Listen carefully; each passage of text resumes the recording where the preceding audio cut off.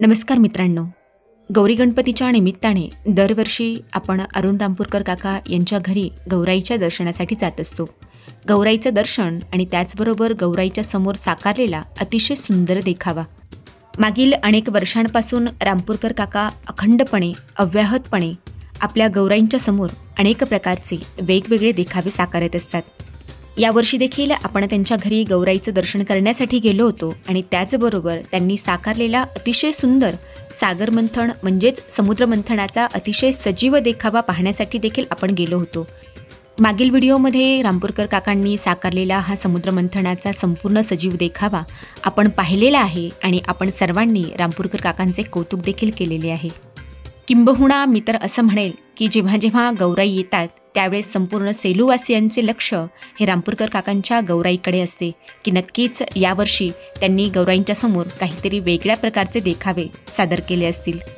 मित्रांनो, सांगायला आनंद होतो की रामपूरकर काका मला त्यांची मानसकन्या मानतात आणि खजिने सरांना तर नेहमीच जावाई या नावानेच हाक मारतात. मित्रांनो, काही काही नात्यांना नाव नसते. जेव्हा जेव्हा काकांची भेट होते, काका मायेने प्रेमाने चौकशी करतात. काही चुकले असेल तर समजावूनही सांगतात आणि काही नव्याने काही गोष्ट केली असेल तर त्याचे मन भरून कौतुक देखील करतात.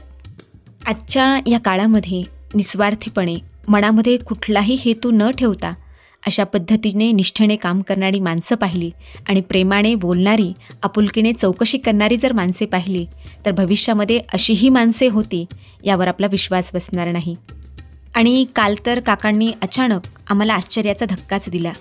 अगदी आग्रह करून आम्हा उभयतांच्या हातामध्ये त्यांनी एक भेटवस्तू दिली.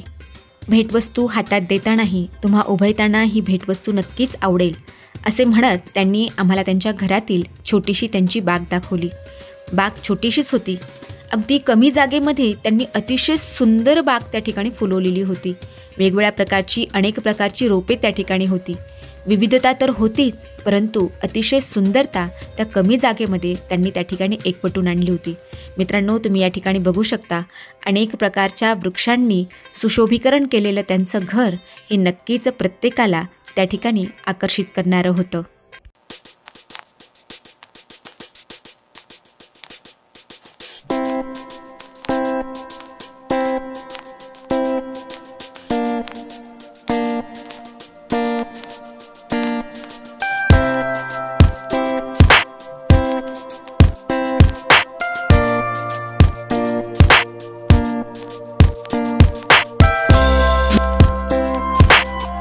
घरी आल्यानंतर काकांचे शब्द मला आठवले की तुम्हाला हे गिफ्ट नक्कीच आवडेल.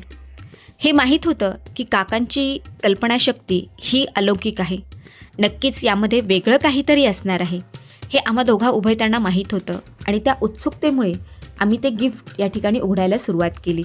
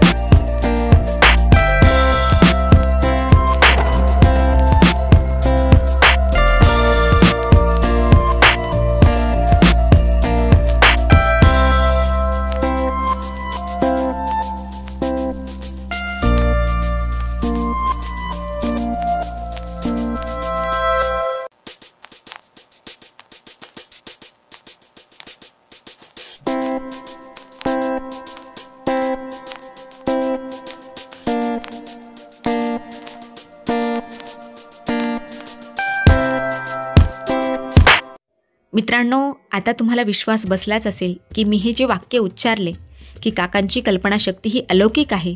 ही भेट पाहिल्यानंतर नक्कीच तुम्हाला माझ्या शब्दांवर विश्वास बसेल. आम्हा उभयतांच्या नावावरून, त्या नावांच्या अर्थांवरून बनवलेलं हे सुंदर गिफ्ट आमच्या मनाला खूप भावले होते. कीर्ती आणि कैलास ह्या 2 नावांचा पूर्णपणे अर्थ त्यांनी या भेटवस्तूमध्ये उलगडून दाखवला होता. त्यांनी सांगितलेला अर्थ आमच्या त्या नावामध्ये, आमच्या त्या जीवनामध्ये किंवा आमच्या कर्तृत्वामध्ये आहेच असं आम्ही म्हणू शकत नाही. मित्रांनो, नाव म्हणजे काय असतात? तर नाव म्हणजे त्या शब्दांच्या अर्थाच्या पलीकडील त्यामधील असणारे भाव असतात. आणि कैलास आणि कीर्ती या नावांच्या अर्थातील भाव काकांनी या भेटवस्तूंच्या रूपातून आमच्या जीवनामध्ये, आमच्या आनंदामध्ये द्विगुणित करण्याचा या ठिकाणी प्रयत्न केला. काका, दुसऱ्यांना आनंद देण्यामध्ये तुम्हाला जो काही आनंद मिळतो, तुमच्यातील हा गुण खूपच अलौकिक आहे. या सुंदर भेटवस्तूंबद्दल काका खजिने परिवाराच्या वतीने, आम्हा उभयतांच्या वतीने तुमचे मी मनःपूर्वक आभार मानते. काका, तुमच्या शुभेच्छा, तुमचे आशीर्वाद, तुमच्या सदिच्छा खजिने परिवारावर अशाच असू द्यात. तुमच्या लेकीच्या सोबत असू द्यात. तुम्हाला सदैव दीर्घायुष्य लाभो. तुमच्या जीवनामध्ये सदैव आनंदाची भरभराट होत या मनःपूर्वक तुमच्या लेकीकडून तुम्हाला खूप खूप शुभेच्छा देते आणि थांबते. धन्यवाद.